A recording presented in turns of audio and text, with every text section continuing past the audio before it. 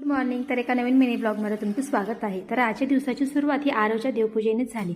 आरव ही माझ्यासारखीच देवपूजा करतो, कारण आपण जे काही करतो घरात तेच आपले मुलं बाळ पण शिकतात. म्हणून आरवने सेम टू सेम माझ्यासारखीच देवपूजा केली. त्यानंतर त्याने अगरबत्ती वगैरे ओवाळली. त्यानंतर आम्ही म्हणालो, गणपती बाप्पा मोरया, मंगलमूर्ती मोरया, हर हर महादेव, असं त्याला मी शिकवते, डेली शिकवते. त्यानंतर मी रांगोळी वगैरे काढली छान अशी, कारण रांगोळी काढल्यानंतरच वाटते की आपण देवपूजा केली. नंतर लगेच आरोच्या ब्रेकफास्टचा टाईम झाला. त्यासाठी मी मस्त नाश्ता बनवला. तर त्याच्यामध्ये बनाना शेक त्याला आवडतो, तर म्हणून तो, आणि आधी तोच लुडबुड करत होता मध्ये की मी बनवतो. ठीक आहे बाबा तूच बनव. त्याला बनवला, त्याला खाऊ पण घातला, त्याला खूप आवडला. त्यानंतर मी धुणं वगैरे धुवायला घेतलं. तोपर्यंत त्याला मी जोडीत अडकवलं, कारण तो मला अजिबात काम नाही करू देत. जोपर्यंत मी काम केलं तोपर्यंत त्याला जोडीतच अडकवून ठेवलं. त्यानंतर मी स्वयंपाक करायला घेतला. मस्त भेंडीची भाजी बनवायची होती आज, पण आरोचं बघा मध्ये कशी नाटकं चाललेत. आणि ही भेंडी इतकी चिकट ना, सेम माझ्या नवऱ्यासारखीच. असो.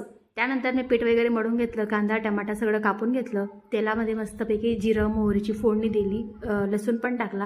त्यानंतर त्याच्यात लगेच कांदे टमाटे सगळं काही टाकलं, चटणी वगैरे मीठ ते पण टाकून चांगलं परतून घेतलं. त्यानंतर त्याच्यात ती कट केलेली भेंडी पण टाकली आणि भेंडीला पण चांगलं असं फ्राय करून घेतलं. त्यानंतर थोडं त्याच्यात मीठ टाकलं चवीपुरता. त्याच्यानंतर त्याला थोड्या वेळ मी झाकून ठेवलं.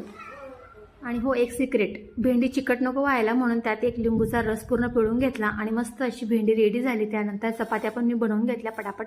फक्त आम्हाला बायकांना चेहरा नाही फुगवता येत, तर चपाती पण फुगवता येते. आणि हो, लास्टला मी भेंडीमध्ये शेंगदाण्याचं कूट टाकायचं विसरली होती, तेही टाकलं आणि तिला मस्तपैकी परतवून घेतलं आणि सुंदर अशी भेंडीची भाजी रेडी आहे. त्यानंतर लगेच आपले शेट आरवच्या पप्पांची एंट्री झाली.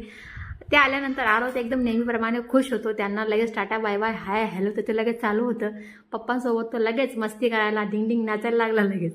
त्याच्यानंतर घरात आले, घरातही तो नाचतंय. वा, लगेच पप्पांना किसी वगैरे करणं त्याचं लगेच चालू होतं. म्हणजे आपण त्याला दिवसभर कितीही सांभाळ, आपण घरी आल्यानंतर पप्पांचा लाड, हे एकदम चुकीचं आहे. त्यानंतर आम्ही मस्त जेवायला बसलो. तर चला आपण भेटू नेक्स्ट ब्लॉगमध्ये. Bye bye.